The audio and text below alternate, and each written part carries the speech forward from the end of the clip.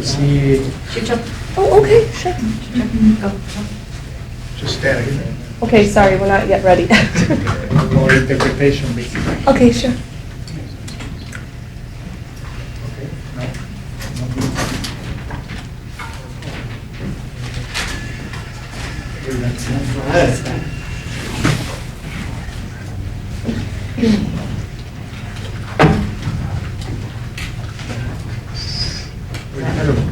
It's too close.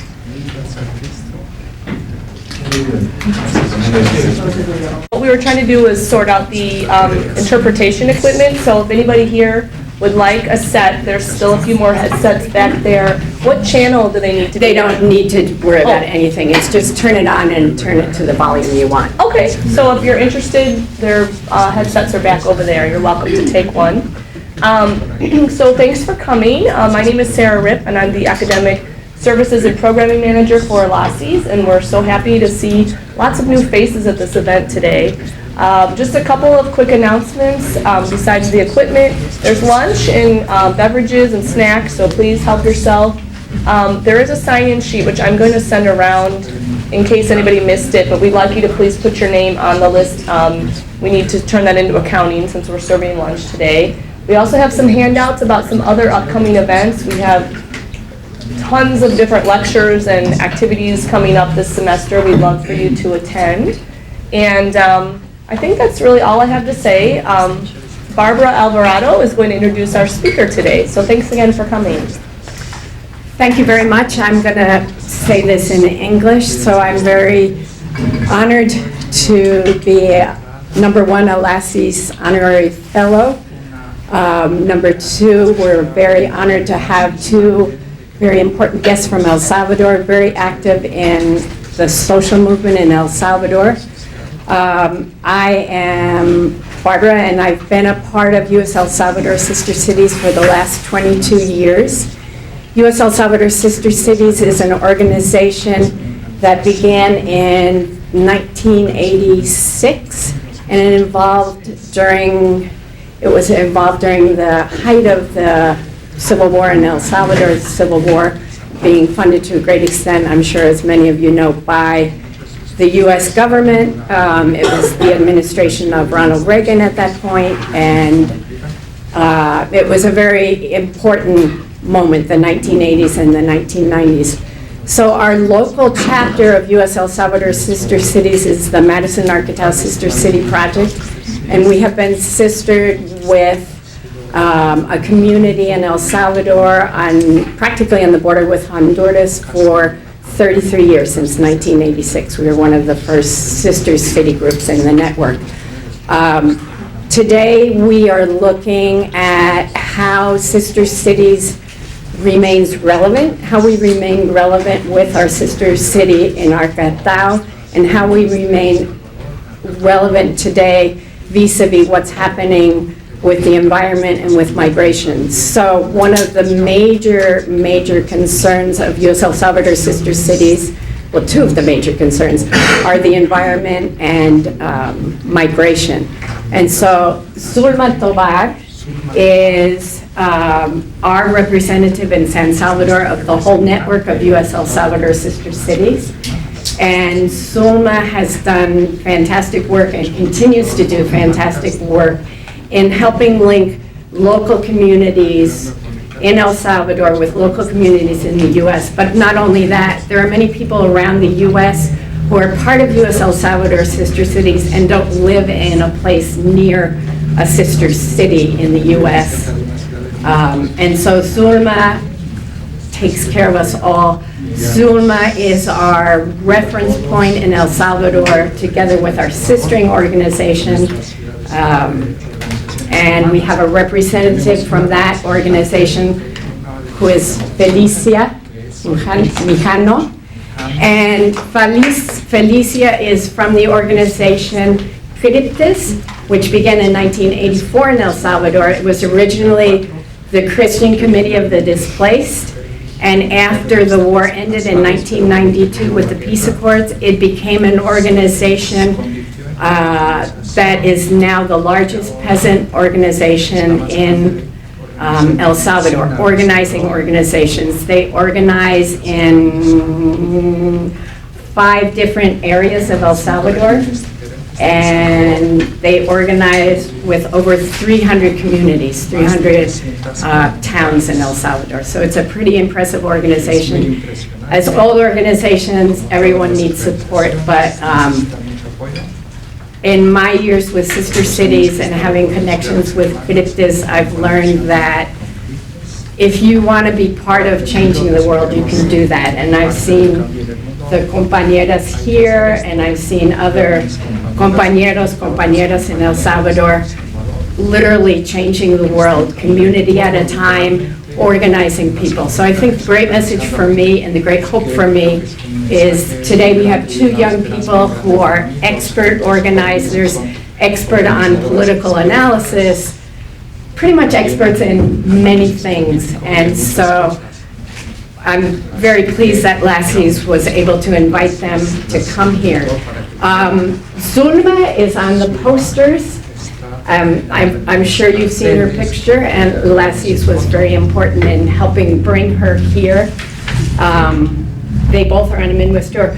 We did not have Felicia's name because she just was able to get her visa to come to the US in September. So we didn't want to leave her out of the advertising, but with El Salvador, we have already had our co-coordinator with Zulma denied his visa twice to come to the US. So just talking about the general immigration situation, etc. So very pleased to present Zulma and Felicia.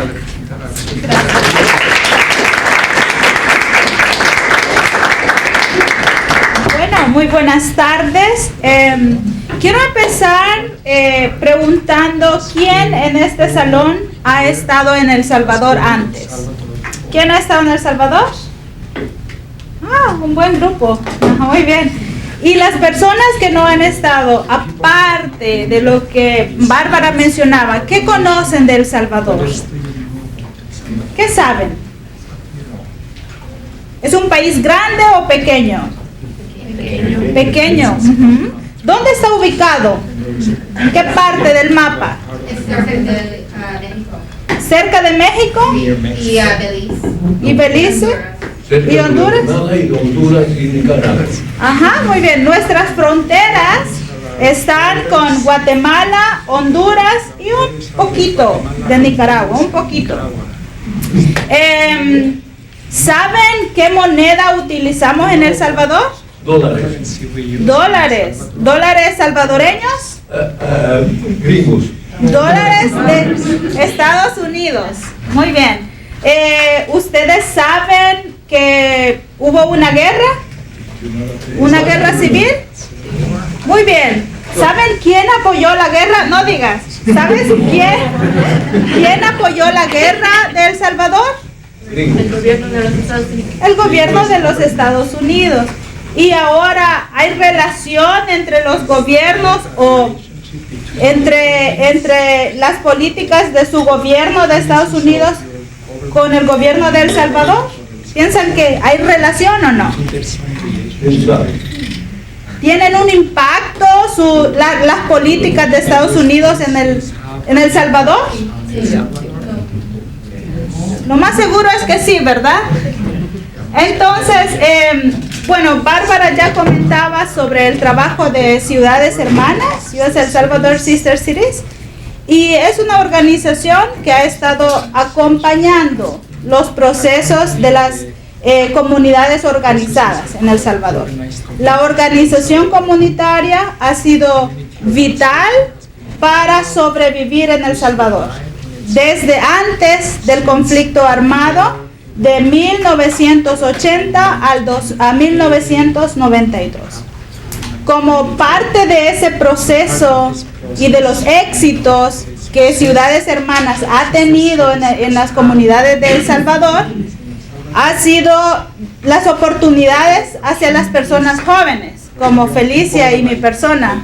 Ambas recibimos el apoyo de la organización comunitaria y de la Organización de la Solidaridad Internacional para poder finalizar nuestros estudios. Sabemos que El Salvador, los jóvenes no tienen muchas oportunidades, pero gracias a la solidaridad internacional y la organización, pudimos terminar nuestros estudios. Y ese es solo un pequeño ejemplo de los éxitos que se pueden tener del trabajo de solidaridad y organización comunitaria.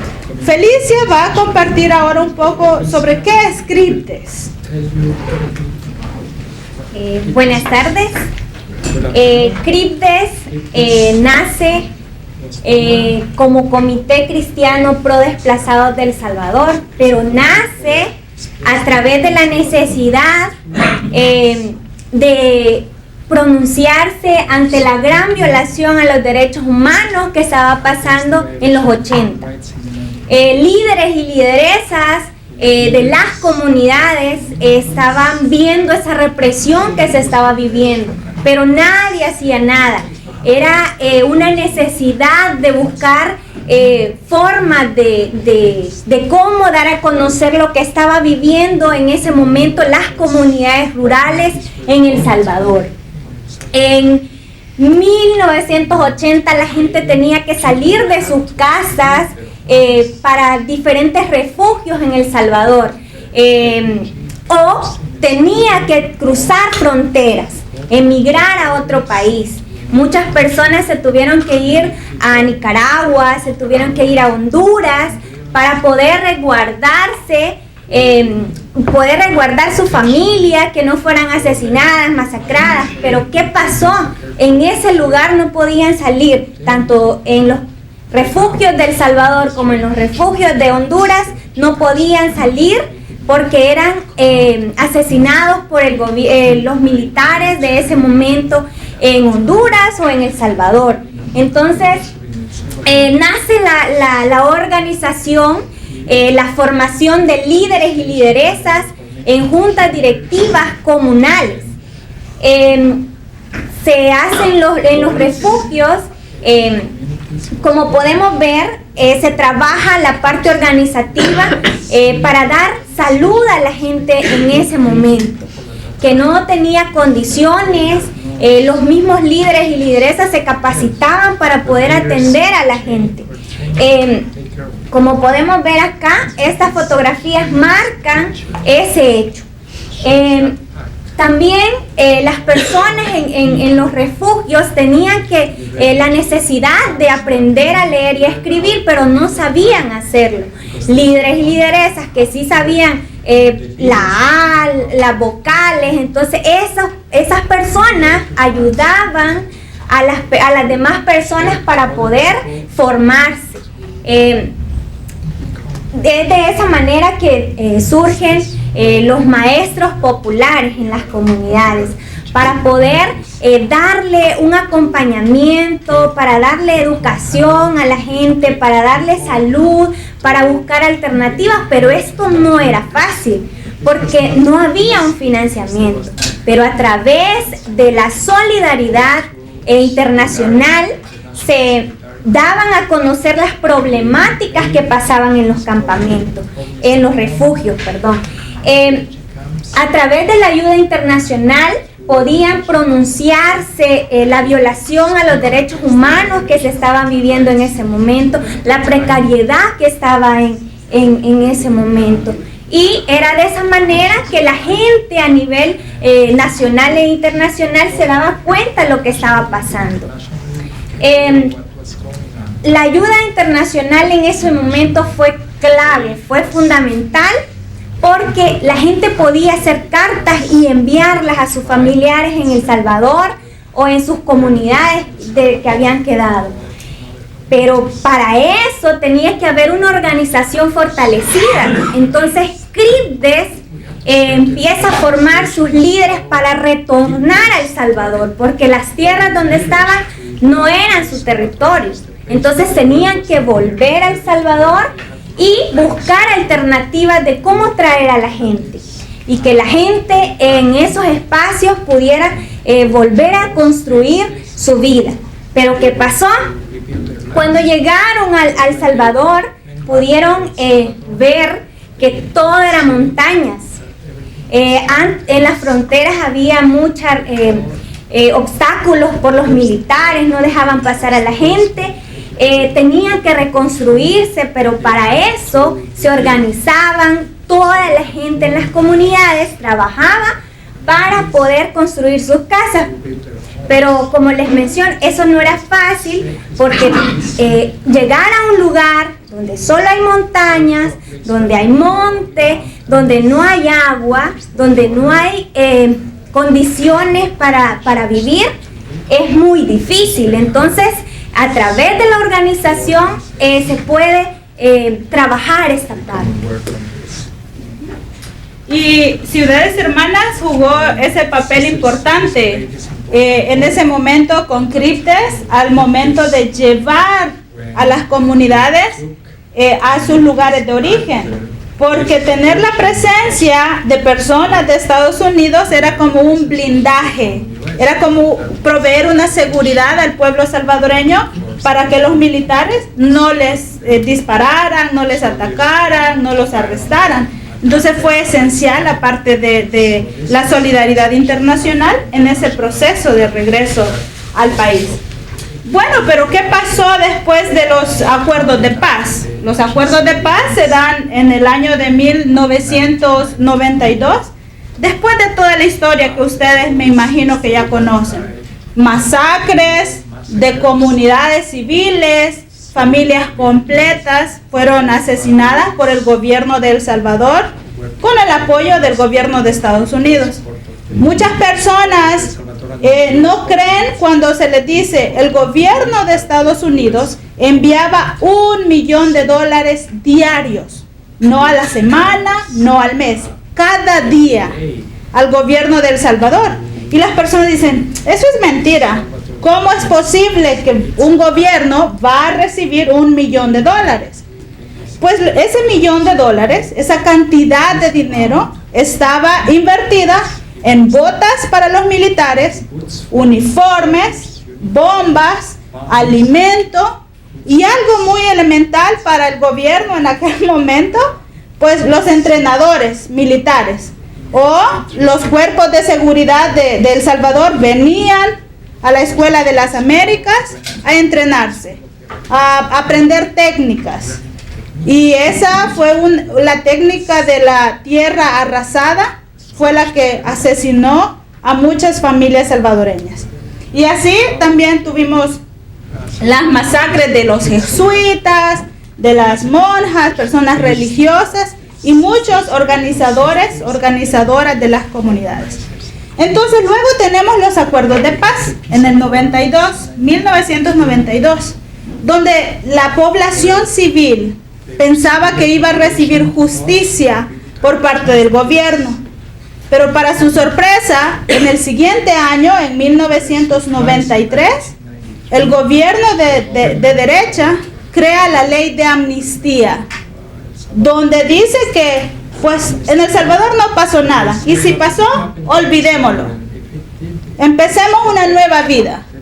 Quienes asesinaron a la población civil, pues eran los mismos que estaban en el gobierno y que siguen, a esta fecha siguen en la Asamblea Legislativa, muchos de ellos.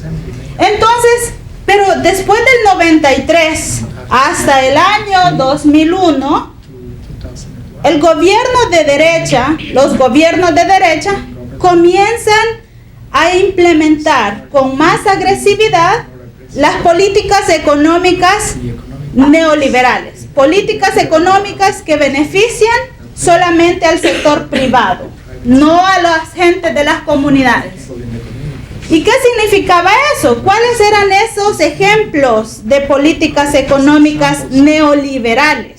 Bueno, privatización del sistema de pensiones de los trabajadores y trabajadoras, privatización de la banca pública, ¿verdad? La gente ya no tenía acceso para tener un crédito porque era elevadísimo lo que se pedía. También se privatizaron las telecomunicaciones. No había medios de telecomunicaciones del pueblo. También hubieron momentos o se dio un momento donde se intentó privatizar la salud, pero el movimiento social se paró muy fuerte y dijo no vamos a permitir, y no lo permitieron. Hasta la fecha no lo permitieron. Luego en el 2001 el presidente de derecha también pone en El Salvador la dolarización sin consultarle al pueblo. El gobierno dijo, muy bien, pueblo salvadoreño, vamos a tener negocios con el gobierno de Estados Unidos, y para que sea más beneficioso para ustedes como campesinas y campesinos, que ustedes puedan vender todo su producto fácil, vamos a tener dos monedas: nuestra moneda, el colón, y la moneda del gobierno de Estados Unidos, el dólar. Entonces, en teoría, íbamos a tener dos monedas, pero de la noche a la mañana, si ustedes iban a la tienda, al supermercado, con nuestra moneda, no te vendían nada, no podías comprar, porque el gobierno había cambiado de una ley bimonetaria a solamente dolarización. Entonces eso afectó la economía de la gente, como no tienen idea, pues. Pero el gobierno después, bueno, eso era como ya una antesala para lo que pasó después. ¿Han escuchado ustedes sobre CAFTA? ¿Sí? ¿Qué es CAFTA? ¿Quién ha escuchado? Central American Free Trade Agreement. Muy bien, ¿sí? Tratado de libre comercio. Muchísimas gracias. Tratado de libre comercio entre los países de Centroamérica y Estados Unidos. Otra vez, otro gobierno de derecha dice, con los tratados de libre comercio, ustedes, campesinos, campesinas, podrán vender tomates en Estados Unidos, maíz, frijoles, leche. Eso dijo, y dijo que iba a crecer la agricultura en El Salvador. Pero ¿qué pasó? Los campesinos, los que cultivaban los tomates en El Salvador, no podían traer sus productos a El Salvador, a Estados Unidos. Primero porque decían que no había higiene. La calidad era muy baja. No puede competir en el mercado de Estados Unidos porque el agua está contaminada. Y el agua que utilizan para regar las plantaciones no es saludable. Entonces no pueden llevar eso. También porque los precios de producción en El Salvador eran muy elevados y no podían venderlo, como no tenían ganancias. También los tratados de libre comercio trajeron más, a El Salvador llevaron más contaminación por los monocultivos, como la caña de azúcar. Entonces, y esos monocultivos dejaban sin agricultura a la gente, sin comida. Entonces la gente, desde ese momento, o desde esos cambios que se empiezan a dar, la gente se ve forzada a vender sus tierras. ¿Por qué? Porque los monocultivos están generando más trabajo. Claro, a un salario muy bajo. También con el Tratado de Libre Comercio vienen empresas transnacionales como las minerías. Ese es el color del agua del río San Sebastián. Una comunidad rural muy pequeña que tuvo una mina. La empresa minera que hizo la explotación en ese lugar se llama Commerce Group y que está ubicada aquí cerca, en Milwaukee. La mina por la guerra, la mina ya no siguió trabajando.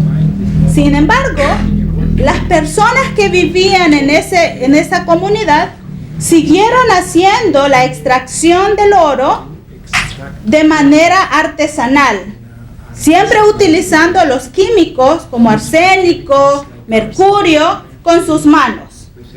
Entonces el gobierno nunca hizo ningún tipo de trabajo para evitar que la población dejara de trabajar ahí. Hasta la fecha, en la comunidad hay contenedores de químicos que están contaminando a la población. Hasta la fecha, la comunidad sigue extrayendo oro de manera artesanal, matándose ellos mismos, sin saberlo, o por la necesidad. Entonces, también las empresas, con los tratados de libre comercio, llegan empresas de construcción. Imagínense, en El Salvador, en las comunidades, no tenemos agua limpia, o ni agua de río, por ejemplo. Pero hay empresas de construcción que están construyendo campos de golf, como inmensos campos de golf, con un césped muy verde, y utilizan el agua de la comunidad para regar el césped, para tener sus lagunas, y entonces están dejando sin agua a la gente. Lo mismo que los monocultivos, que el azúcar. Ahora en día muchas personas están muriendo de insuficiencia renal por el uso de agroquímicos que la industria cañera está utilizando para sembrar la caña. Pero el gobierno no acepta que eso se debe a los agroquímicos. Claro, porque Monsanto está en El Salvador.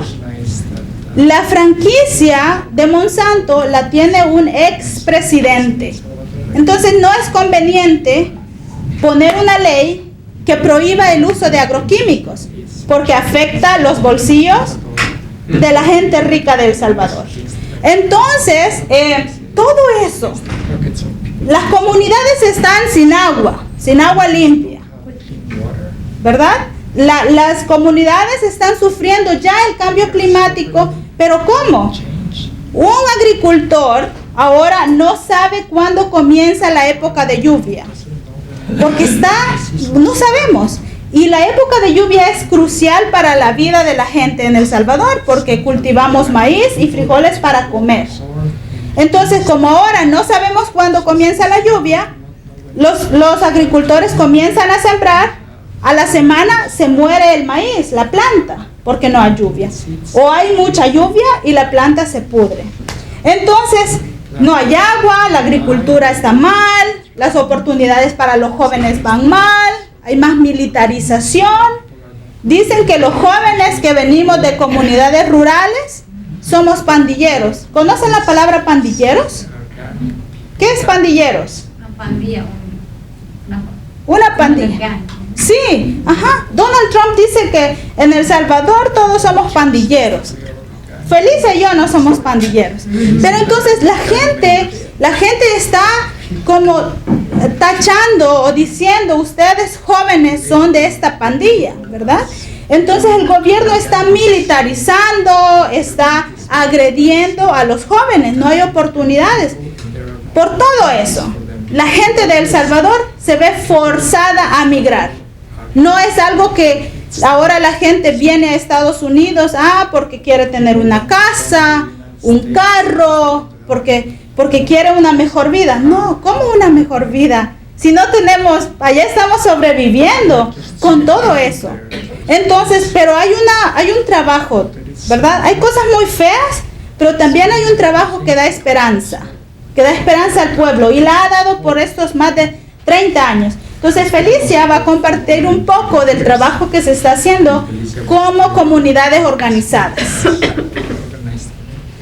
Bueno, como veíamos al inicio, se luchó para organizar a la gente para retornar a El Salvador. Pero, ¿qué es lo que se tenía que hacer en El Salvador? Había una gran demanda de las comunidades para tener condiciones. Entonces, como CRIPDE se organiza a los grupos en las comunidades, a las ADESCOs, para poder hacer incidencia en la defensa de nuestros recursos naturales, en la defensa de los derechos humanos. Como podemos ver, las grandes luchas que CRIPDE ha apoyado es que en El Salvador haya una ley que prohíba la minería metálica. Pero esto no ha sido una lucha de hoy planeamos esto y mañana lo aprobamos. Ha sido una lucha de las comunidades para exigir que no queremos minas en El Salvador, porque a quien nos está afectando mayormente es a las comunidades rurales. Entonces, ¿qué es lo que está haciendo CRIPTES? Está trabajando con jóvenes en las comunidades